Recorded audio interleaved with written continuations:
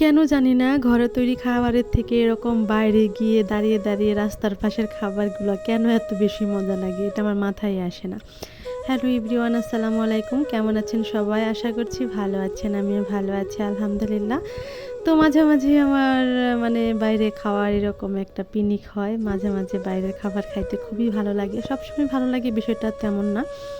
মাঝে মাঝেই আমার বাইরের খাবার খাইতে খুব ইচ্ছা করে, আর যখনই ইচ্ছা করে তখন আমি বের হয়ে চলে আসি বাইরের খাবার খাওয়ার জন্য। তো আজকেও চলে এসেছি এই যে এখানে আলুর চপ খাওয়ার জন্য। তো এখানে দেখতে পাচ্ছেন মামা কি সুন্দর করে আলুর চপগুলো বানাচ্ছে। এগুলা ছোট ছোট আলুর চপ, এগুলা কিন্তু খেতে খুবই মজা, অনেক বেশি মজা। তো এই যে মামা এখানে বানাচ্ছে, আমি দাঁড়িয়ে দাঁড়িয়ে একটু ভিডিও নিচ্ছিলাম।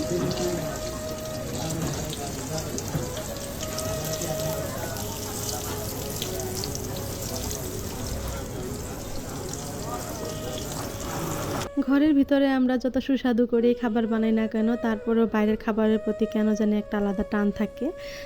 এটা আমার ক্ষেত্রে হয়, সবার ক্ষেত্রে হয় কিনা জানি না। আমি মাঝে মাঝে এরকম বাইরের খাবারটা খাই। এখানে হচ্ছে 20 টাকায় 12 পিসের মতো হচ্ছে আলুর চপ পাওয়া যায়। তো যেখানে সাথে ওরা পেঁয়াজ দিয়ে দেয়, অনেক মজা খাইতে। বাইরের খাবার হইলেও অনেক টেস্টি, অনেক মজা লাগে। তো আমার মতো কে কে এরকম বাইরের খাবারের প্রতি আকর্ষণ আছে? তো ওই যে আমার ছেলে মেয়েও হয়তো আমার স্বভাবটাই পেয়েছে, ওরাও হচ্ছে এরকম বাইরের খাবার পছন্দ করে। আবার ওদের বাবা এরকম বাইরের খাবার এতটা বেশি পছন্দ করে না। তো আমাদের মোটামুটি খাওয়া দাওয়া শেষ, এখন আমরা বাসার দিকে চলে যাব। ধন্যবাদ সবাইকে, আল্লাহ হাফিজ।